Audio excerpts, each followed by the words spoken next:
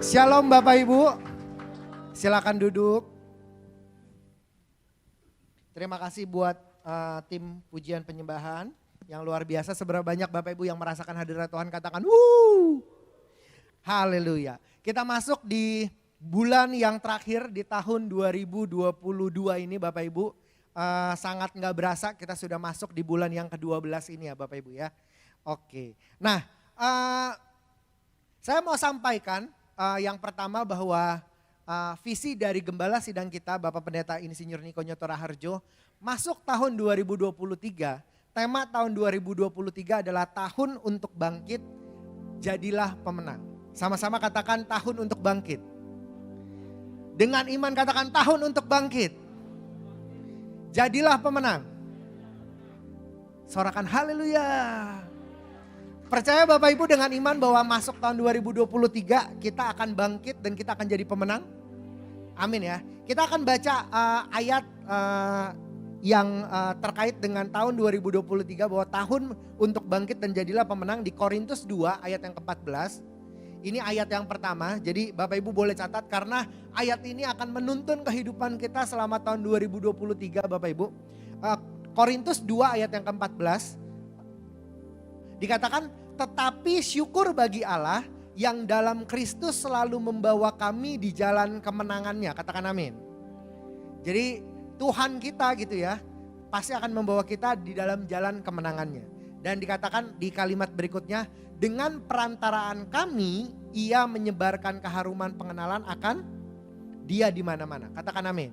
Nah satu ayat lagi, nanti pembahasan tentang tahun 2023 lebih lengkap akan pasti langsung dijelaskan oleh Gembala Sidang kita. Saya tidak akan mengulangnya. Di Efesus 5 ayat yang ke-14. Itulah sebabnya dikatakan, bangunlah hai kamu yang tidur dan bangkitlah dari orang-orang mati, antara orang mati, dan Kristus akan bercahaya atas kamu. Kita harus percaya dengan iman kita harus percaya dengan kepercayaan kita yang penuh bahwa tahun 2023 tahun untuk bangkit dan jadi pemenang. Sama-sama katakan amin. Nah terkait dengan hal itu Bapak Ibu, kalau kita dikatakan tahun 2023 itu tahun untuk jadi bangkit dan jadi pemenang gitu ya. Kalau bangkit itu pasti dari sebuah keterpurukan, betul gak Bapak Ibu? Definisi bangkit itu kan dari kematian, betul? Definisi bangkit itu dari kondisi yang tidak baik, bangkit menjadi lebih baik, amin? Kalau kita lihat tahun 2022 ini mungkin ada banyak persoalan, ada banyak permasalahan, kita gak perlu takut. Don't worry gitu ya. Karena apa? Tahun 2023 lewat Gembala Sidang kita gitu ya, kita sama-sama gitu ya. Kalau Gembala Sidang kita dapatkan sesuatu itu artinya pesan khusus buat kita ya Bapak Ibu ya. Bukan hanya pesan khusus bagi gerejanya, bukan. Tapi ini pesan khusus bagi setiap kita pribadi lepas pribadi yang ada di wadah ini. Bahwa tahun 2023 kita akan bangkit dan jadi pemenang. Nah permasalahannya bagaimana kita keluar dari tahun 2022 itu akan menentukan cara kita masuk tahun 2023. Yang setuju katakan yes. Jadi kita harus mengakhirinya juga dengan baik. Bukan hanya memulainya nanti dengan baik. Karena bagaimana kita mau masuk gitu ya. Itu kita ditentukan dari sekarang. Bagaimana kita keluar tahun 2022 akan menentukan kita masuk tahun 2023. Yang mengerti katakan yes. Nah daripada itu Bapak Ibu. Sebelum kalau ngomong bicara tentang dilahirkan kembali Bapak Ibu ya. Dibangkitkan kembali. Artinya harus ada yang mati, setuju gak Bapak Ibu? Harus ada yang ditinggalkan terlebih dahulu. Di 2 Korintus 5 ayat yang ke-17, multimedia boleh bantu buka. Bapak Ibu yang bawa Alkitab boleh buka. Ini ayat yang sangat-sangat sering dibahas gitu ya. Di 2 Korintus 5 ayat yang ke-17 berkata, jadi siapa yang ada di dalam Kristus, yang ada di dalam Kristus ini kita semua di dalam Kristus Bapak Ibu. Amin. Gak ada yang kemarin baru jadi orang Kristen ya. Ini muka-mukanya sudah penuh Roh Kudus gitu ya. Ini kalau ada di selfie dari surga nih di atasnya ada bundaran putih, ada sayap-sayapnya gitu ya. Kan udah pada jadi anak Kristus semuanya gitu ya. Artinya pesan ini buat kita yang mengerti katakan yes. Ini pesan bukan untuk gembala, bukan ya. Bukan hanya untuk Gembala Sidang kita, bukan hanya untuk yang ini mah buat orang gereja banget, enggak ya. Ini buat setiap kita karena kita ada di dalam Kristus. Dia katakan di kalimat berikutnya, ia adalah ciptaan baru. Sama-sama katakan ciptaan baru. Yang lama sudah berlalu. Sama-sama katakan, yang lama sudah berlalu. Coba bilang gini, hus. Gitu ya, yang lama sudah berlalu. Yang baru sudah. Sekali lagi, sama-sama katakan yang baru sudah. Yang baru sudah datang. Nah, hari ini kita mau belajar sama-sama, termasuk saya. Kita akan bahas hal-hal apa saja. 3 hal yang baru perlu di make sure dan perlu dimiliki sebelum kita masuk tahun yang baru. Gitu ya. Jadi ditulis ya. 3 hal yang baru yang perlu kita miliki sebelum kita masuk tahun yang baru. Jadi sebelum kita masuk tahun untuk bangkit dan jadi pemenang, ada 3 hal yang saya akan bagikan sama Bapak Ibu di tempat ini. 3 hal yang baru yang perlu kita miliki, yang perlu kita lakukan, yang perlu kita introspeksi sebelum kita masuk tahun yang baru. Jadi sebelum terlambat kita bereskan dulu nih ya. Sisa beberapa minggu ini biar kita bereskan. Biar waktu masuk tahun 2023 kita dengan hati yang sudah siap. Dengan wadah yang sudah bersih. Kita siap terima berkat Tuhan. Kita siap terima pertolongan Tuhan. Dan kita siap jadi pemenang. Amin. Nah, yang pertama boleh dicatat. Yaitu adalah pengharapan yang baru. Sama-sama katakan pengharapan yang baru. Bukan kebetulan Bapak Ibu, tema Natal tahun ini GBI Gatot Subroto adalah apa? Yesus pembawa pengharapan baru. Betul ya? Nah, bukan kebetulan waktu saya siapkan ini gitu ya, bukan karena tema Natalnya mepet-mepet ke sini, bukan. Tapi menurut saya yang perlu kita miliki sebelum kita masuk tahun 2023 adalah pemahaman kita bahwa kita punya pengharapan yang baru tahun 2023. Selama kita masih lihat ada matahari terbit, itu artinya masih ada pengharapan baru. Kenapa banyak orang Bapak Ibu ya, yang pergi mencari alternatif orang pinter. Kenapa banyak orang yang pergi ke dukun, itu karena mereka gak punya pengharapan, betul gak? Pilihannya cuma 2 gini, mereka gak punya pengharapan atau yang kedua mereka mencari pengharapan dengan jalan yang salah. Betul gak? Beberapa waktu yang lalu Bapak Ibu, Tuhan izinkan saya kan pernah minta dukungan doa karena diutus untuk pergi ke Korea gitu ya. Hari-hari ini di Korea itu angka bunuh diri di Korea itu adalah yang tertinggi di dunia. Bukan lagi di Jepang. Dulu tahunnya di Jepang ya. Di Jepang banyak yang bunuh diri. Di Jepang juga banyak yang bunuh diri gitu ya. Di Jepang kalau bunuh diri macam-macam caranya. Gitu ya. Ada yang pergi ke hutan gak balik-balik gitu ya. Sengaja cuma nulis surat doang dan segala macam. Tapi di Korea banyak orang bunuh diri. Kenapa orang banyak bunuh diri Bapak Ibu? Karena mereka udah gak punya pengharapan. Setuju gak? Kenapa orang mau mengakhiri hidupnya? Ya karena mereka hilang pengharapan. Gak punya pengharapan sama sekali. Kita baca di Kolose 1 ayat yang ke-27. Kolose 1 ayat yang ke-27. Kepada mereka Allah mau memberitahukan betapa kaya dan mulianya rahasia itu di antara bangsa-bangsa lain. Yaitu, perhatikan ya, ini kalimat yang penting. Kristus ada di tengah-tengah kamu. Kristus yang adalah pengharapan akan kemuliaan. Sama-sama katakan begini, kan di sini dikatakan Kristus ada di tengah-tengah kamu. Tunjuk kanan kirinya sambil katakan, Kristus ada di tengah-tengah kamu. Sekali lagi katakan ada di tengah-tengah saya ya. 1, 2, 3. Kristus ada di tengah-tengah saya. Kalau kita yakin dengan iman kita bahwa Kristus ada di dalam kehidupan kita, gitu ya. Artinya selalu ada pengharapan baru setiap hari. Setuju gak Bapak Ibu? Gak ada yang hilang pengharapan. Gak ada yang pengharapannya burem-burem. Kenapa? Karena Kristus sudah ada di dalam kehidupan kita. Kelahiran Tuhan Yesus sebagai juru selamat, karena kita udah masuk di bulan Desember juga gitu ya. Kelahiran Tuhan Yesus sebagai juru selamat berarti sang pembawa pengharapan yang baru bagi dunia akan membawa kesukaan besar bagi seluruh bangsa. Setuju gak? Setuju Bapak Ibu? Bahwa kelahiran Tuhan Yesus itu mendatangkan pengharapan yang baru. Yesus ada di dalam kehidupan kita, lahir di dalam hati kita. Itu untuk mendatangkan pengharapan bagi setiap kita, pribadi lepas pribadi. Saya mau tekankan ya Bapak Ibu ya. Menurut Bapak Ibu, kalau cuma ada Bapak Ibu di muka bumi ini, di dunia cuma ada satu kita doang. Tuhan Yesus jadi lahir gak Bapak Ibu? Kalau cuma ada saya nih di muka bumi ini, Tuhan Yesus tetap jadi lahir di dunia ini gak? Tetap lahir ya Bapak Ibu ya. Dia kan lahir di muka bumi ini bukan cuma gini hitung-hitungan ya. Oh sekarang sudah ada berapa jumlah penduduk dunia sekarang? Ada yang udah dengar berita? Berapa? 8 miliar gitu ya. Oh ini 8 miliar ya cengli lah ya. Kan Tuhan Yesus gak begitu, betul gak?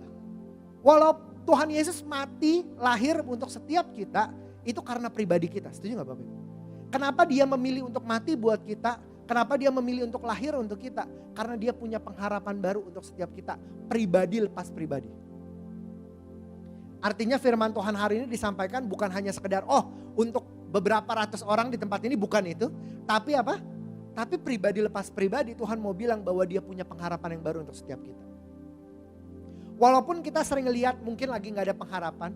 Walaupun mungkin ada yang bilang tahun 2023 itu keadaan menjadi lebih sukar atau menjadi lebih baik kalau kata dunia. Outlook ekonomi bilangnya kira-kira kalau udah banyak ya, mungkin Bapak Ibu yang kerja di kantoran, dengar berita, baca koran gitu ya. Tahun 2023 akan jadi lebih baik atau jadi lebih sukar? Jadi lebih sukar secara ekonomi, betul ya? Oh mungkin kalau Covid jadi lebih baik, tapi ekonomi jadi lebih sukar. Berapa banyak perusahaan yang Bapak Ibu sudah dengar tutup? Banyak sekali, betul ya? Perusahaan-perusahaan e-commerce yang besar terancam tutup. Saham-saham yang bulan kemarin tinggi-tingginya sekarang jadi cuma gope. Bapak Ibu ikutin berita itu? Ada yang beli saham, wah ini uang deposito semua dibeliin saham e-commerce. Tahu-tahu sekarang nangis Bombay. Betul gak? Kalau keadaan itu terjadi Bapak Ibu, saya cuma mau bilang begini. Bukan artinya di keadaan sukar itu gak ada pengharapan. Setuju gak? Justru di keadaan yang sukar, pengharapan dari Yesus Kristus akan jadi semakin nyata. Ketika di dunia ini gak ada pengharapan lain, ketika di dunia ini gak ada cahaya yang lain, kita jangan lupa bahwa kita punya Yesus. Masuk tahun 2023 ini Bapak Ibu, sebelum kita mau jadi pemenang, kita harus punya pengharapan yang baru.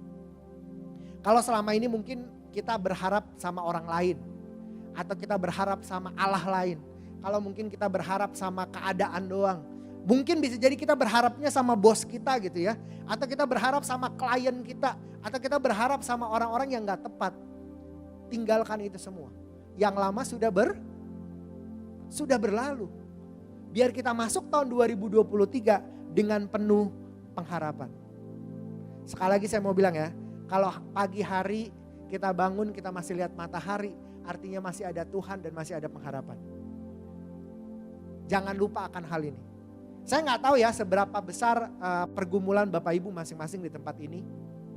Mungkin yang sekolah, yang kerja, yang kuliah, yang berkeluarga, belum urusan permasalahan keluarga, belum urusan finansial, belum urusan sekolah, belum urusan apapun itu.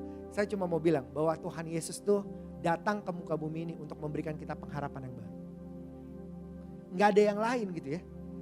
Dia bukan hanya sekedar ngasih Alkitab dan ngasih ribuan perintahnya, bukan itu. Tapi dia datang ke dalam kehidupan kita untuk memberikan kita pengharapan yang baru. Yang mengerti katakan yes. Sekali lagi yang mengerti katakan yes. Oke. Itu yang pertama, bicara tentang pengharapan yang baru. Yang kedua, ini sangat penting, yaitu hati yang baru. Sama-sama katakan hati yang baru. Kenapa kita butuh hati yang baru Bapak Ibu? Karena kita mau masuk tahun yang baru dengan visi yang baru, setuju gak? Mau jadi pemenang gak bisa pakai hati yang lama. Harus hati yang baru. Amsal 4 ayat 23 boleh dikeluarkan multimedia. Amsal 4 ayat 23. Ini ayat yang sering banget. Jagalah hatimu dengan segala kewaspadaan. Karena dari situlah terpancar kehidupan. Kalau kehidupan Bapak Ibu benar-benar mau hidup di tahun 2023, ya sekali lagi. Kalau kehidupan kita di tahun 2023 benar-benar mau hidup, kita harus jaga hati. Setuju gak Bapak Ibu? Bahkan di sini ayat ini berkata, jagalah hatimu dengan segala kewaspadaan. Karena memang hati ini nih mudah untuk tergoyahkan. Betul gak Bapak Ibu? Mudah untuk dibikin kesel gak? Mudah untuk kepahitan? Mudah untuk tersinggung? mudah untuk kecewa, mudah untuk putus pengharapan, yaitu hati. Bahkan di Alkitab pun dikatakan, di Yeremia dikatakan kan, hati seorang tuh gak ada yang tahu. Satu orang pun gak ada yang tahu hati seseorang. Bahkan dikatakan begitu liciknya hati, begitu tidak ketahuannya hati seseorang. Makanya kita harus jaga hati kita. Saya percaya Bapak Ibu, selama pandemi ini gitu ya, selama 2 tahun lebih ini, hampir 3 tahun, setiap kita hatinya diproses sama Tuhan dengan cara yang beda-beda, betul gak? Dengan cara yang beda-beda, dengan persoalan yang berbeda-beda. Ada yang diprosesnya sama pekerjaan, sama bos, sama rekan kerja gitu ya. Usaha mungkin diprosesnya sama kompetitor gitu kan. Atau sama toko sebelah. Atau jangan-jangan yang di rumah juga diprosesnya hatinya sama tetangga gitu kan, bisa kan. Yang di rumah diprosesnya hatinya sama suami istri. Itu kan yang paling sering memproses hati kita ya. Orang terdekat ya. Tinggal di rumah gitu ya. Mungkin orang tua sama anak, suami sama istri, papa sama anak dan segala macam. Itu pasti hati itu akan selalu diproses, betul gak? Saya mau tanya Bapak Ibu, seberapa yang tidak pernah kecewa selama tahun 2022? Berarti semuanya pernah merasakan kekecewaan ya? Oh pernah. Siapa yang tidak pernah merasa disakiti tahun 2022? Oh ini ternyata pasukan tersakiti semua ya. Ini koper ya, korban perasaan ya. Artinya setuju nggak Bapak Ibu? Atau saya mau tanya Bapak Ibu, kan kita keluarga ya Bapak Ibu di sini ya. Ini kan sharing akhir tahun sesama keluarga gitu ya. Saya mau tanya sama Bapak Ibu, seberapa banyak yang yakin hari ini? Yang yakin hari ini begini, Pak hati saya itu baik-baik aja, penuh sukacita gak ada masalah. Angkat tangan. Gak apa-apa, oke turunkan. Sedikit ya, ini kalau saya lihat di ruangan ini gak lebih dari 20 orang. Artinya yang lain, sebelum firman Tuhan disampaikan pun kita tahu bahwa hati kita sedang tidak baik-baik saja. Setuju gak? Ini kan dengan kesadaran ya. Tadi kalau yang bilang baik-baik saja ya angkat tangan. Tapi saya lihat gak nyampe 20 orang. Artinya mayoritas dari setiap kita, gak pengerja, gak jemaat gitu ya. Artinya kita pun tahu ada hal-hal yang perlu kita bereskan. Apakah itu banyak pasti? 11 bulan kemarin saya jamin itu kalau ditulis kekecewaan mungkin ya. Atau mungkin kepahitan, akar pahit, itu pasti banyak. Kita gak boleh bawa itu sampai masuk tahun 2023, setuju gak Bapak Ibu? Kalau orang mengecewakan kita atau berbuat hal-hal yang gak baik buat kita Bapak Ibu. Itu ibaratnya Bapak Ibu. Orang itu sedang lemparkan sampah ke kita, setuju gak? Kalau kita ambil, kita masukin kantong nih sampahnya. Sampai masuk tahun 2023 kita kantongin sampahnya. Orang itu rugi gak? Enggak ya? Sampahnya udah di siapa? Sampahnya udah di kita. Kita bawa terus panjang tahun 2023 kekecewaan gitu ya. Gak usah diampunin lah, biarin. Yang penting putus hubungan, gak usah ngomong gak apa-apa. Gitu ya. Kita bawa terus ya. Yang rugi siapa Bapak Ibu? Kita, setuju gak? Karena sampahnya udah ada di kita. Caranya untuk biar kita bisa masuk tahun 2023 tanpa beban, harus dibuang dulu sampahnya. Nah pertanyaannya kan begini, saya gak tahu nih, setiap kita termasuk saya kita introspeksi diri sama-sama, sampahnya nih berapa banyak. Kalau sampahnya cuma segenggam sih dimasukin kantong masih bisa jalan, betul gak? Kalau ternyata sampahnya setiap hari ada, dibawa masuk tahun 2023 bisa berlari kencang gak? Waktu ada panggilan Tuhan bisa lari gak? Waktu ada visi misi Tuhan, apakah kita bisa lari dengan maksimal? Gak bisa. Kalau kita udah bawa sampah sampai berkarung-karung Bapak Ibu, percayalah gak ada gunanya. Harus dibuang. Nah hari ini kita sama-sama Bapak Ibu, di poin yang kedua ini gitu ya. Kita harus punya hati yang baru. Kalau ada mungkin yang menyakiti kita, kita harus lepaskan pengampunan. Setuju ya? Lepaskan pengampunan itu terjadi karena pilihan. Setuju nggak? Saya nggak buka ya ayat mengampuni ya. Bapak Ibu pasti jauh lebih tahu tentang ayat mengampuni. Semua agama pun bilang kita harus mengampuni. Betul nggak? Saya mau bilang Bapak Ibu, kalau hari-hari ini kita masih ada simpan kebencian, dendam atau akar pahit, kekecewaan, itu nggak ada gunanya di bawah masuk tahun 2023. Ini bukan artinya saya yang sampaikan ini nggak ada persoalan, nggak ada proses, nggak mungkin Bapak Ibu. Saya juga banyak nggak ketemu orang yang mengecewakan, banyak. Ketemu orang yang membuat kita jadi ada akar pahit. Tapi biar itu jangan lama-lama, diselesaikan. Biar masuk tahun 2023 kita bisa terima visi yang tadi, kita bisa jadi pemenang. Karena kita udah lepaskan itu semua. Di Yohanes 8 ayat yang ke-32. Yohanes 8 ayat yang ke-32 berkata, dan kamu akan mengetahui kebenaran, sama-sama katakan kebenaran, dan kebenaran itu akan memerdekakan kamu. Coba kata kamunya diganti dengan kata saya sambil dipegang dirinya masing-masing ya. Ya, kita baca 3, 2, 1. Dan saya akan mengetahui kebenaran, dan kebenaran itu akan memerdekakan saya. Setuju bahwa mengampuni itu adalah kebenaran? Setuju bahwa melepaskan berkat itu adalah kebenaran? Setuju bahwa memberkati orang yang melukai kita adalah kebenaran? Artinya kalau kita lakukan itu, itulah yang akan memerdekakan kita. Jadi ini semuanya adalah pilihan. Bagaimana kita mau punya hati yang baru, itu akan menentukan kita masuk tahun 2023 dengan maksimal atau enggak. Kalau kita ada yang pilihan, enggak Pak, ini sampai mati pun akan saya pegang. Itu pilihan Bapak Ibu. Tapi percayalah, saya jamin 1000%. Di tahun 2023 kita enggak akan maksimal. Hubungan suami istri ya. Pak saya males lah, udah biarin. Saya kepahitan aja seumur hidup. Ntar dia juga 10 tahun lagi mati, biarin. Jangan senyum-senyum, ada gak yang berpikir gitu di dunia ini? Ada loh, biarin Pak. Nih kita sama-sama udah umur 65 Pak.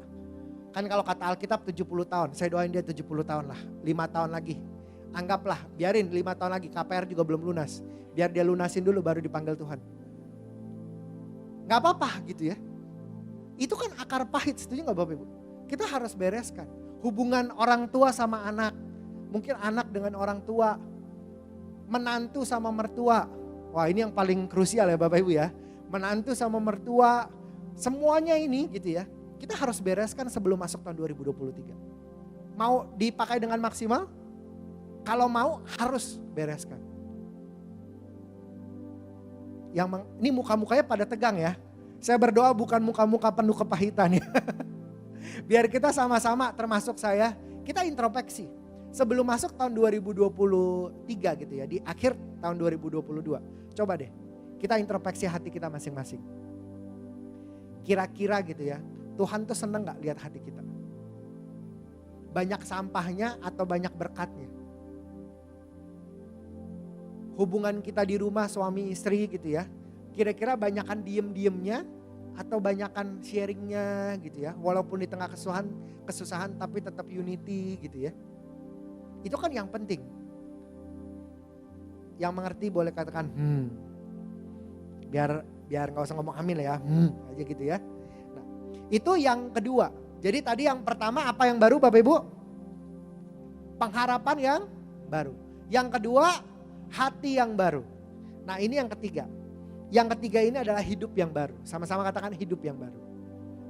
Udah punya hati yang baru, udah punya pengharapan yang baru. Setuju gak bahwa hidupnya harus? Tadi di Korintus pun kita udah bilang ya, yang lama sudah berlalu, yang baru sudah datang. Artinya kita juga harus hidup seperti orang-orang yang baru dilahirkan kembali. Tentu punya pola hidup, gaya hidup yang baru. Setuju gak? Pola pikir yang baru, sikap yang baru, respon yang baru, hubungan suami istri yang baru. Setuju gak? Kalau udah lama diem-dieman ya jangan diem-dieman lah gitu kan. Kalau anak sama orang tua udah lama gak ngomong, cobalah di konteks sebelum tahun 2023 ini berakhir. Masa berantem aja sampai ulang tahun gitu Bapak Ibu ya. Di Alkitab aja bilang kalau marah itu sampai matahari terbenam udah gak boleh ya. Ini sampai bertahun-tahun, rasanya bangga banget gitu ya. Iya, gue udah gak ngomong sama dia 3 tahun. Rasanya bangga banget gitu kan. Iya, biarin aja, udah masing-masing apa segala macam. Coba kita punya cara hidup yang baru. Kemudian respon yang baru. Mungkin mesbah keluarga yang baru, yang udah lama gak punya mesbah keluarga yang mau katakan Jadi ini kan sebuah reminder ya buat kita ya. Mungkin cara berkata-kata yang baru itu juga penting. Apa yang tangan kita lakukan, kemana kaki kita melangkah, kemana kita pergi, apapun yang kita katakan, semuanya kita harus jadi manusia yang baru. Yang mau boleh angguk-angguk kepala sedikit gitu ya. Walaupun belum bisa dilakukan detik ini juga gitu ya. Tapi pulang kita sama-sama belajar. Mulai apa yang bisa kita perbaharui, apa yang bisa kita lakukan untuk punya hidup yang baru, kita introspeksi diri kita masing-masing sama-sama. Yang mengerti katakan yes. Kan ini sharingnya sangat-sangat simpel ya Bapak Ibu ya. Kita udah punya pengharapan yang baru dari Tuhan. Kita punya hati yang baru. Yang ketiga kita punya hidup yang baru. Saya jamin Bapak Ibu. Masuk tahun 2023 kita jadi orang yang paling bahagia di muka bumi ini. Betul gak? Kalau udah punya 3 ini gak ada caranya untuk orang lain untuk bikin kita sedih, itu gak ada ya. Bikin kita pusing gak ada. Karena kita udah punya pengharapan yang baru, kita punya hati yang baru, cara hidup yang baru. Pasti masuk tahun 2023 dengan penuh sukacita kita bisa tegap berjalan masuk tahun 2023 karena kita tahu kita pun punya Tuhan yang besar karena punya pengharapan yang baru dan kita pun tahu bahwa sikap bagaimana kita masuk tahun 2023 itu sesuai dengan kebenaran firman Tuhan. Artinya gak ada yang takut masuk tahun 2023. Tahun 2023 sih saya juga bingung. Gak tahu makin baik, gak tahu makin buruk. Yang saya tahu bahwa Tuhan Yesus gak pernah tinggalin kita. Kalau pertolongan seseorang itu semakin nyata kalau ada yang butuh ditolong. Setuju gak Bapak Ibu? Kalau gak ada yang butuh ditolong, pertolongannya datang gak? Agak kurang asik gitu ya. Artinya kan butuh ditolong. Seberapa banyak kita butuh ditolong sama Tuhan? Berarti butuh masalah ya Bapak Ibu ya. Nih implikasinya pasti begitu. Coba ya saya tanya ya. Setuju gak Bapak Ibu? Kalau kita butuh pertolongan Tuhan, artinya ada proses dari Tuhan. Setuju? Seberapa banyak yang siap ditolong sama Tuhan? Yang mau ditolong sama Tuhan tahun 2023? Atau gak usah ditolong Tuhan? Gak usah ikut-ikutan. Biar gak usah ada proses, gak usah ada kenaikan level, gak usah ada berkat yang baru. Berkatnya sama aja tahun 2022. Atau ada yang lebih memilih begitu? Saya percaya rasanya semuanya mau ditolong sama Tuhan ya. Biar kita mengalami experience kita pribadi, lepas pribadi sama Tuhan. Artinya gini, tahun 2023 mungkin ada banyak masalah. Tapi artinya ada banyak pertolongan Tuhan. Gak usah pusing. Kan di lewat Paniko Tuhan udah bilang juga gitu ya. Bahwa tahun depan itu jadilah pemenang. Bangkit jadilah pemenang. Saya berdoa biar setiap kita semuanya nanti di akhir tahun 2023 kita bisa bilang bahwa kita benar-benar jadi pemenang. Nah caranya yang 3 tadi semuanya kita lakukan sama-sama. Nah ini pesan yang terakhir saya mau tambahkan gitu ya. Ini pesan yang penting dari gembala sidang kita. Waktu awal bulan ini disampaikan bahwa ini pesan khusus yang perlu disampaikan. Nah, ini makanya saya sampaikan. Pesan khusus dari Yehezkiel 33. Jadi ini Bapak Ibu baca sendiri di rumah ya. Ditulis Yehezkiel 33 nanti malam dibaca atau besok pagi waktu saat teduh dibaca lebih jelas. Pesannya ada 2. Ya. Yang pertama kita harus menghormati orang tua kita. Ini pesan loh ya. Makanya saya sampaikan pesan dari gembala sidang kita, pesan Tuhan yang disampaikan. Yang pertama adalah hormati orang tua kita. Saya cuma mau menambahkan sedikit gitu ya. Bahwa pakailah momen Natal ini untuk kita bisa punya quality time sama orang tua kita. Yang mau katakan amin. Karena apa? Karena kita gak pernah tahu ya. Ini Natal yang terakhir atau enggak bersama dengan orang tua kita. Ini bukan biar dibikin jadi melo ya, enggak ya Bapak Ibu ya. Tapi saya mau bilang, karena kita gak tahu ini Natal yang terakhir bersama dengan orang tua kita atau enggak. Artinya pakailah momen-momen ini untuk kita introspeksi diri kita, introspeksi hubungan dengan orang tua kita. Karena kita tidak pernah tahu sampai kapan Tuhan kasih waktu kita untuk bersama dengan orang tua kita. Amin Bapak Ibu. Dan kemudian yang kedua, yaitu bicara tentang second chance. Second chance ini adalah kesempatan yang kedua. Gembala sidang kita sampaikan dengan sangat jelas gitu ya. Ini kan pesan yang bukan ngeroh ya Bapak Ibu ya, ngerti gak? Ini bukan pesan secara kayak profetik, bukan. Ini pesan khusus untuk kita lakukan. Yang pertama hormati orang tua, yang kedua bicara tentang kesempatan yang kedua. Artinya apa? Kalau di tahun 2022 ini ada banyak proses, mungkin kita ada yang jatuh, mungkin kita ada yang ditegur sama Tuhan, mungkin usaha kita perlu disentil sama Tuhan, mungkin apa yang gak benar di kehidupan kita di tahun 2022 ini, dan kita bertobat gitu ya. Pesan gembala sidang kita apa? Pergunakan kesempatan yang kedua ini dengan sungguh-sungguh. Pergunakan kesempatan yang kedua ini dengan sungguh-sungguh. Kalau mungkin hubungan keluarga kita, suami istri belum baik, dan hari ini mungkin ditegur sama Tuhan, pakai kesempatan kedua ini untuk jadi lebih baik. Itu pesannya. Ditulis ya Bapak Ibu ya. Ini pesan dari gembala sidang kita. Yang pertama hormati orang tua, yang kedua pakailah kesempatan yang kedua ini dengan sangat-sangat baik. Yang mengerti katakan amin. Saya boleh undang pemain keyboard dulu untuk bantu ke depan. Saya akan tutup Bapak Ibu, mari kita baca ayat Yohanes 14 ayat yang ke-12. Setelah itu nanti saya mau sampaikan ada satu pesan yang terakhir. Yohanes 14 ayat yang ke-12 berkata, Yohanes 14 bukan Yeskiel 14. Yohanes 14 ayat yang ke-12 berkata, Aku berkata kepadamu, sesungguhnya barang siapa percaya kepadaku, ia akan melakukan juga pekerjaan-pekerjaan yang aku lakukan, bahkan pekerjaan-pekerjaan yang lebih besar daripada itu, sebab aku pergi kepada Bapa. Seberapa banyak kita orang yang percaya? Amin. Artinya ini pesan yang sangat-sangat baik Bapak Ibu. Bahwa dikatakan sesungguhnya barang siapa percaya kepadaku, ia akan melakukan juga pekerjaan-pekerjaan yang aku lakukan. Saya mau tanya sama Bapak Ibu. Allah, Tuhan Yesus gitu ya. Itu pekerjaannya yang ada tertulis di Alkitab hebat atau hebat banget? Hebat banget, betul gak? Dikatakan lebih daripada itu Bapak Ibu. Artinya masuk tahun 2023 untuk bangkit dan jadi pemenang. Perkara yang sudah ada di Alkitab itu bukan gini, oh itu mah di Alkitab zaman dulu, enggak. Dikatakan ia akan melakukan juga pekerjaan-pekerjaan yang aku lakukan. Bahkan pekerjaan-pekerjaan yang lebih besar. Setuju nggak? Artinya tuh nggak ada yang mustahil.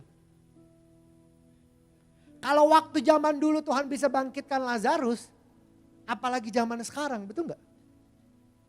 Karena janjinya iya dan amin. Kalau waktu dulu Tuhan bisa berikan minyak yang gak berkesudahan kepada janda yang miskin, itu juga bisa terjadi dalam kehidupan kita jauh lebih besar. Syaratnya itu cuma satu kalimat yang di atas. Barang siapa percaya. Nah pertanyaannya gini, percayanya ini benar-benar percaya atau enggak? Kalau cuma sekedar lagu gitu ya, cuma nyanyi, sekedar nyanyi, percaya sama Tuhan, itu bukan definisi yang di ayat ini, betul enggak Bapak Ibu? Definisi di ayat ini percaya artinya berserah penuh, melakukan yang terbaik apa yang bisa kita lakukan untuk masuk tahun 2023, menjadikan Tuhan Yesus satu-satunya Allah, lakukan yang terbaik, yang tadi sesuai dengan kebenarannya yang membuat kita merdeka, betul? Itu baru definisi percaya. Saya percaya begini Bapak Ibu, kalau kita lakukan apa yang tadi kita sharingkan hari ini, Tuhan Yesus tahun 2023 Bapak Ibu akan bilang bahwa Tuhan Allah kita yang kita kenal itu sangat-sangat hebat dan jauh luar biasa dalam kehidupan kita. Tapi kalau kita nggak lakukan Bapak Ibu, kalau saya ganti misalkan ayat ini gitu ya, sesungguhnya barang siapa tidak percaya kepadaku, apakah dapat bawahnya? Nggak akan dapat. Artinya apa? Kita harus introspeksi diri kita sama-sama. Apakah kita orang yang percaya sama Tuhan atau orang yang tidak percaya sama Tuhan? nanti berdoa pulang dari tempat ini di mesbah keluarga, suami istri berdoa biar kita masuk tahun 2023 dengan hati yang benar-benar siap. Amin? Oke. Nah, terakhir Bapak Ibu, ini benar-benar terakhir. Saya teringat dengan sebuah penglihatan gitu ya, dari seorang anak sekolah minggu. Ini yang diingatkan kembali kepada saya mau ingatkan kembali kepada Bapak Ibu ya. Jadi ada satu anak sekolah minggu di wadah kita, di satu gereja di GB Gatot Subroto. Ada guru sekolah minggu yang menyampaikan hal ini, penglihatannya dari seorang anak sekolah minggu gitu ya. Saya percaya ini mungkin reminder dari Tuhan dan firman dari Tuhan yang mau disampaikan. Kalau saya sampai dengar kan artinya ada pesan Tuhan yang ingin disampaikan Bapak Ibu ya. Jadi si kakak sekolah minggu ini dia datang ke salah satu cabang. Karena kakak sekolah minggu ini megang beberapa cabang Bapak Ibu ya. Ini biar dipahami ceritanya dulu ya. Dan kemudian dia datang ke satu cabang. Kemudian di tengah pujian penyembahan ada satu anak sekolah minggu sekitar umur 5-6 tahun. Itu pas lagi penyembahan dia datangi kakak sekolah minggu ini. Udah gitu si kakak sekolah minggu ini, namanya kakak sekolah minggu ini kan sabar banget ya Bapak Ibu ya. Dia tanya gitu ya, kenapa? Udah kamu doa lagi karena yang lain lagi penyembahan. Nah si anak sekolah minggu ini datengin ke guru sekolah minggu ini. Dan kemudian guru sekolah minggu ini bilang, iya kenapa? Kak, tadi aku pas doa ada lihat sesuatu. Udah gitu pikiran guru sekolah minggu gini, wah dia menghayal nih. Iya dong, anak umur 5-6 tahun gitu ya. Udah gitu kakaknya nanya, kamu lihat apa gitu ya. Udah gitu dia bilang gini, Kak aku lihat meja makan. Yang dilihat apa? Meja makan. Kebetulan nih ibadah siang, dia lapar. Jadi dia merem sambil ngelihat ada meja makan. Guru sekolah minggu itu mikir begitu Bapak Ibu. Waktu dia cerita dia bilang dia berpikir seperti itu. Udah gitu karena gurunya mau biar anaknya cepet-cepet balik lagi ke tempat duduknya gitu ya. Terus apa yang kamu lihat? Ya gitu anaknya bilang gini, iya Kak makanannya enak-enak banget katanya. Tambah gak? Ini guru sekolah minggu bilang apa? Ini anak menghayal kelaparan. Udah gitu guru sekolah minggu bilang gini, kamu lihat ada Tuhan Yesus gak? Enggak, udah fix. Gak ada Tuhan Yesus, ada meja makan makanannya enak. Udah gitu dia bilang gini, iya Kak itu kayak waktu kemarin aku pernah ke hotel itu mejanya bagus banget. Kayak begitu Kak, makanannya enak-enak lagi Kak. Udah dong, udah gitu si anak sekolah minggu ini akhirnya balik. Nah, sebelum dia balik dia bilang gini, Kak tapi gak ada yang makan ya kata dia. Udah cuma begitu dong pesannya Bapak Ibu. Udah gitu singkat cerita nih guru sekolah minggu bingung ya. Masa dia tiba-tiba ke mimbar dia bilang gini, ada anak sekolah minggu lihat meja makan makanannya enak. Tuhan Yesus memberkati. Iya dong, apa artinya kan gak ada ya Bapak Ibu ya. Bingung banget gitu. Nah akhirnya guru sekolah minggu ini simpan dalam hati dia. Dia nggak cerita ke siapa-siapa. Karena dia masih berdoa, dia nggak tahu itu artinya apa. Nah di minggu berikutnya, 1 minggu setelahnya, dia pergi monitor ke cabang yang lain. Artinya anak sekolah minggunya lain nggak? Lainnya.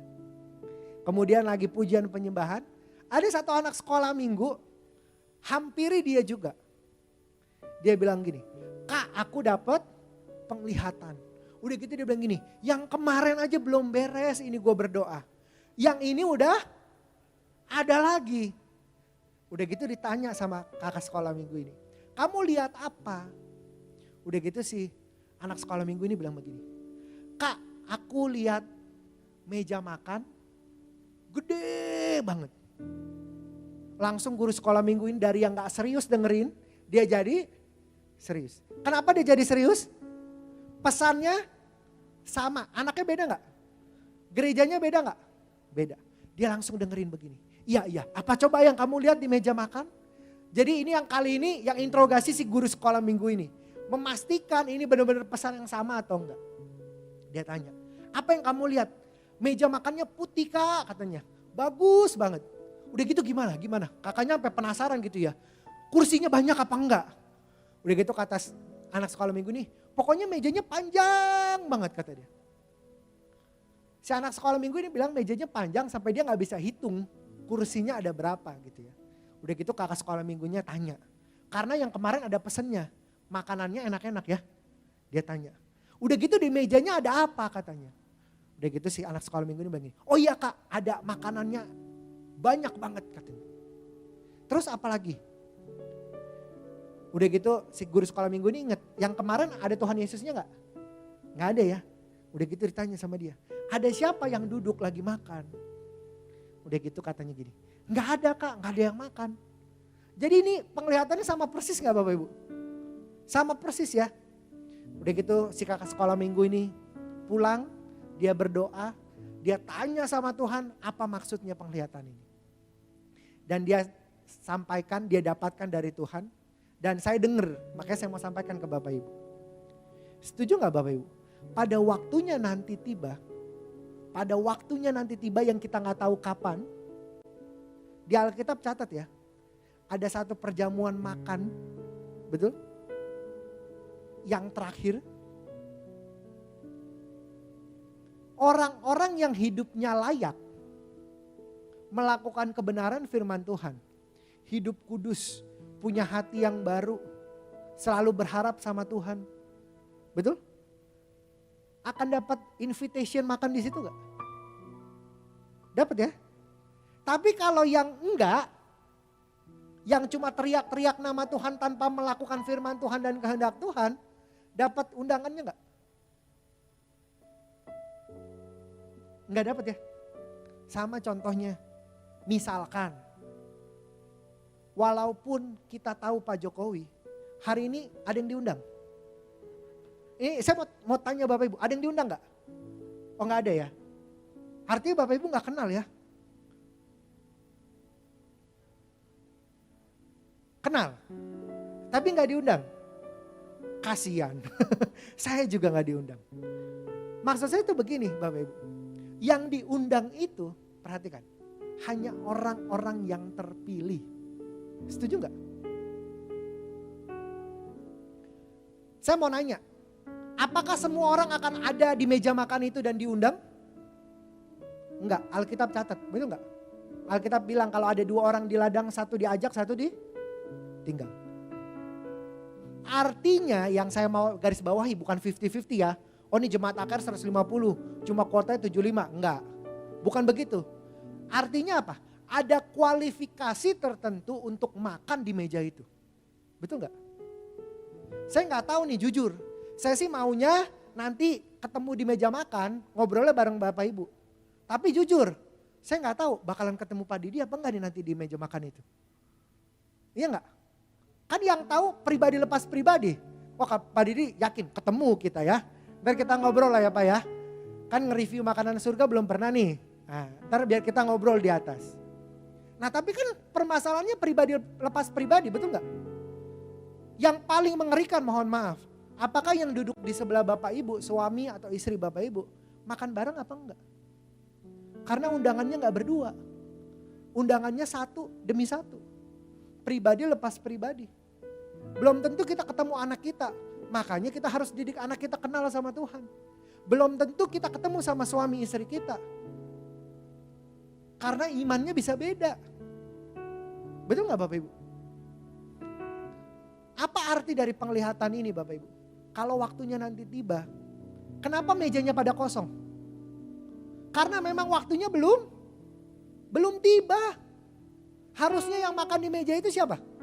Ya kan kita-kita ini. Betul gak? Yang menarik, makanannya udah siap belum? Kalau makanannya siap dibiarin dingin kelamaan gak?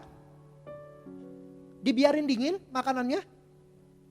Artinya kalau makanannya udah siap, ini kan penglihatan nih Bapak Ibu ya. Kecuali beda, baru pasang meja, belum ada makanannya. Bapak Ibu masih bisa bilang, belum, masih lama, makanannya aja belum datang. Ini penglihatannya makanannya udah ada? Udah. Artinya Tuhan Yesus datang segera atau enggak? Nah ini sesuai iman masing-masing dah ya. Namanya juga penglihatan, pewahyuan dari Tuhan. Saya pun percaya kalau makanannya sudah ada, artinya waktunya sangat-sangat singkat. Gak mungkin makanan dibiarin dingin Bapak Ibu. Betul gak? Artinya kapanpun waktunya Bapak Ibu harus bisa pastikan Bapak Ibu dapat undangannya. Amin. Biar pesan ini di minggu yang kedua terakhir tahun 2022 ini kita bisa sama-sama introspeksi diri kita. Termasuk saya. Gitu ya. Termasuk setiap kita semua di tempat ini kita introspeksi. Jangan sampai kita gak ketemu Bapak Ibu. Kalau gak ketemu nanti hari Sabtu di Bogor itu gak jadi permasalahan besar. Kalau gak ketemu nanti di atas sana itu yang jadi permasalahan yang besar. Mari kita sama-sama introspeksi diri kita. Kalau ada salah minta ampun sama Tuhan. Kalau ada hati kita yang belum beres ampuni orang itu. Kalau ada akar pahit selesaikan hari ini.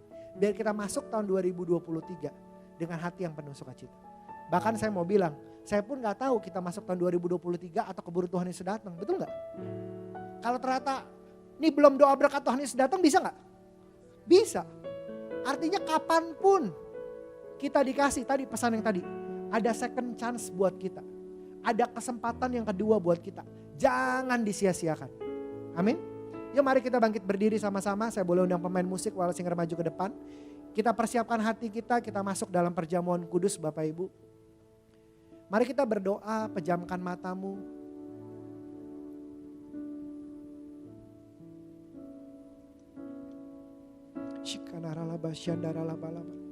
Tegur setiap kami kalau dibutuhkan ya Tuhan. Kami siap buka hati kami. Tuhan bicara lepas pribadi setiap kami ya Tuhan. Sampai pesanmu secara terbuka sudah disampaikan. Tapi biar pesanmu yang khusus pribadi lepas pribadi. Teguran, penguatan. Biar Tuhan bicara pada setiap kami ya Tuhan. Seorang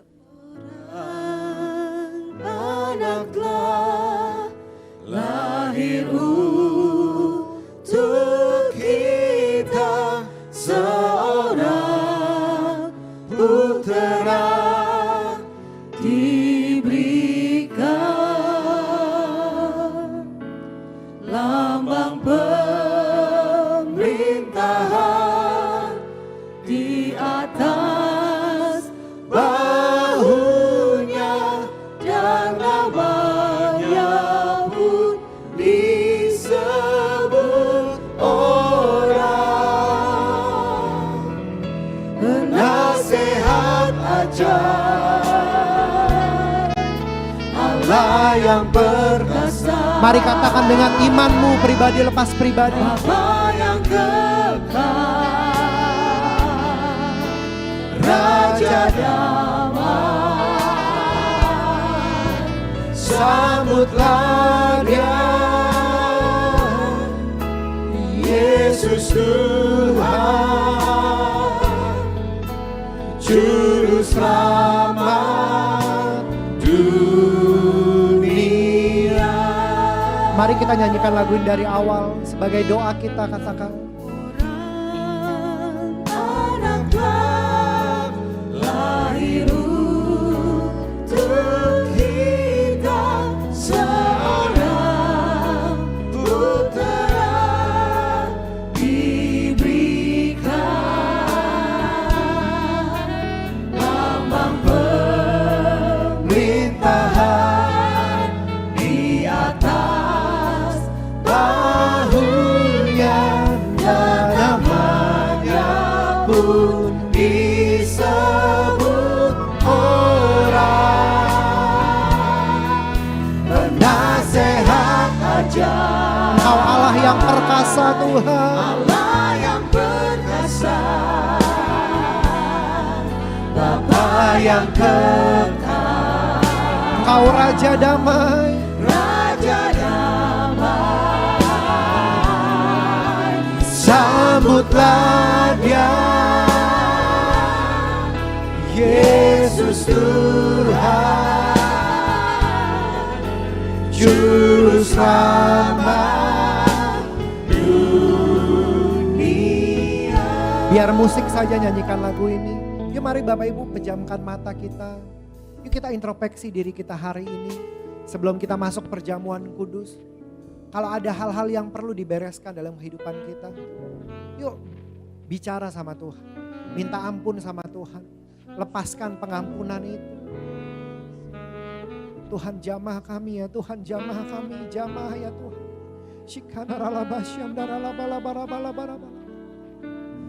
Hampiri anak-anak-Mu ya Tuhan di tempat mereka berdiri saat ini ya Tuhan. Hampiri kami.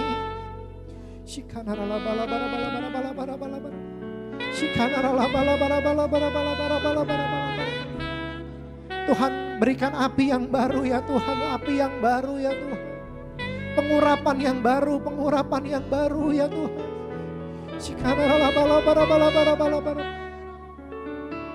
Kalau Bapak Ibu datang, suami istri bersama dengan anak, ya mari pegang tangan mereka, berdoa sama Tuhan. Pegang tangan istrimu, suamimu, atau keluargamu, berdoa sama Tuhan. Bilang Tuhan kami butuh Engkau ya Tuhan.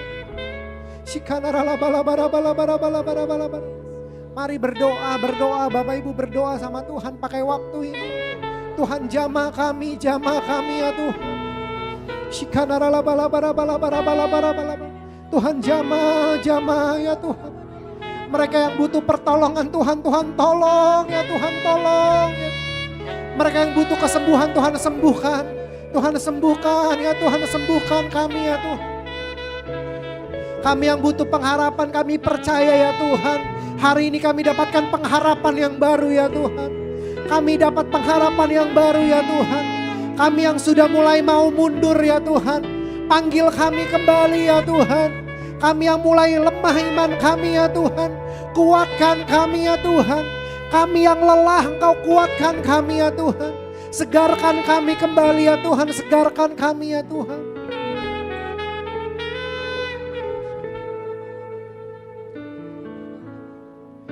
Sambutlah Dia, Yesus Tuhan, Juru Selamat dunia. Katakan penasehat ajaib. Penasehat ajaib,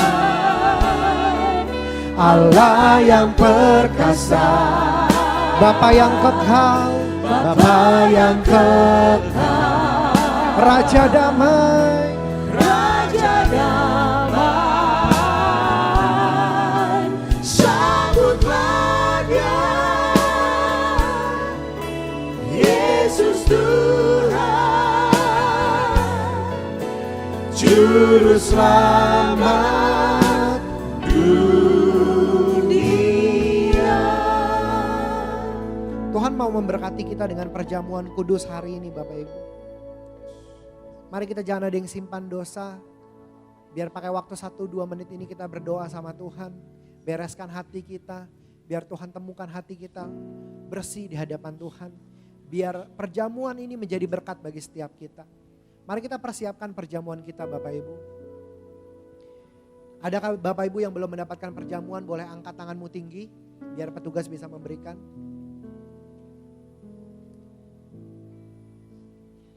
Yuk mari kita angkat roti kita tinggi di hadapan Tuhan. Biar kita masuk perjamuan ini dengan penuh hati yang sukacita. Sebab apa yang telah kuteruskan kepadamu telah aku terima dari Tuhan. Yaitu bahwa Tuhan Yesus pada malam waktu ia diserahkan mengambil roti dan sesudah itu ia mengucap syukur atasnya. Ia memecah-mecahkannya dan berkata, inilah tubuhku yang diserahkan bagi kamu. Perbuatlah ini menjadi peringatan akan aku. Saudara-saudara yang dikasihi Tuhan, bukankah roti yang kita pecah-pecahkan ini adalah lambang persekutuan kita dengan tubuh Kristus? Mari kita makan di dalam nama Tuhan Yesus Kristus.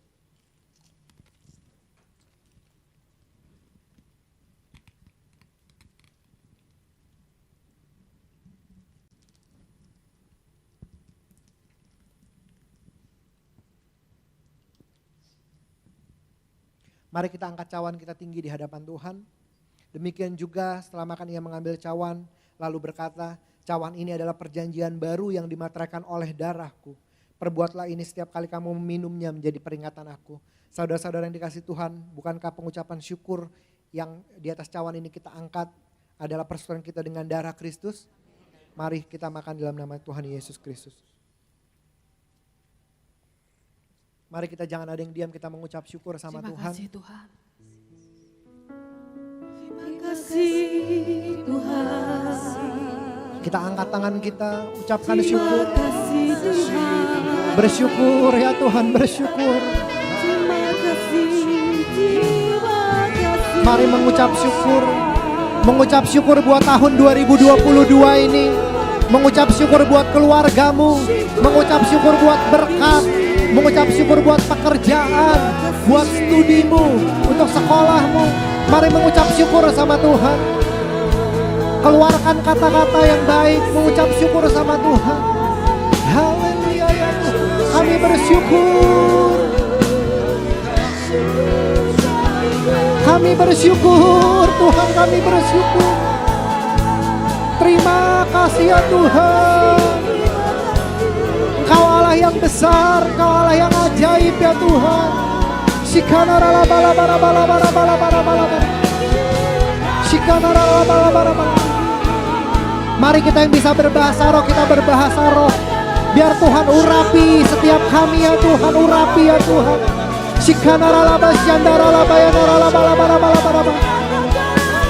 Api yang baru Tuhan curahkan, pengurapan yang baru Tuhan curahkan dalam nama Yesus.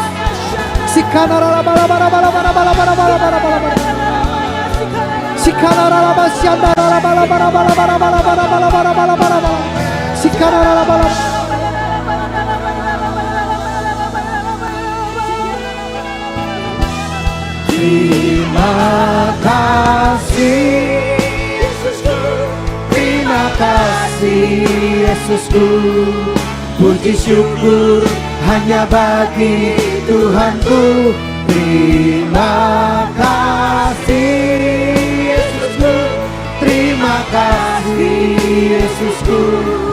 Puji syukur hanya bagi Tuhan. Mari sekali lagi katakan. Terima kasih Yesusku, terima kasih Yesusku. Puji syukur hanya bagi Tuhanku. Terima kasih Yesusku, terima kasih Yesusku. Puji syukur hanya bagi Tuhanku. Puji syukur hanya bagi Tuhanku. Puji syukur hanya bagi Tuhan. Mari berikan kemuliaan buat Tuhan, sorakan haleluya. Terima kasih Tuhan. Kami bersyukur buat firman yang menegur, menguatkan kami. Kami bersyukur kami punya Allah yang selalu ada bersama-sama dengan kami. Kami mau masuk tahun 2023 nanti dengan hati yang bersih ya Tuhan. Jamah setiap kami, biar waktu kami nanti pulang, kami bisa lakukan apa yang menjadi bagian kami. Kami mau bereskan hati kami. Kami mau berperilaku menjadi orang yang baru ya Tuhan. Kami mau mengatakan kebiasaan-kebiasaan yang buruk itu sudah berlalu ya Tuhan. Kami percaya ya Tuhan, Kau ada bersama-sama dengan kami. Terus pegang tangan kanan kami kuat ya Tuhan. Masuk tahun 2023 ya Tuhan, jamah setiap kami, urapi setiap kami. Terima kasih buat perjamuan yang manis bersama dengan Tuhan. Kami bersyukur, kami percaya dengan iman kami, perjamuan ini mendatangkan berkat. Yang sakit disembuhkan, yang berbeban berat Tuhan legakan ya Tuhan. Terima kasih ya Tuhan, kami bersyukur kami punya Allah yang besar seperti Engkau. Dalam satu nama Allah yang hidup kami sudah berucap syukur. Mari kita semua yang sudah diberkati sama Tuhan berikan sorak-soraimu lebih lagi. Katakan haleluya. Amin. Tuhan Yesus memberkati.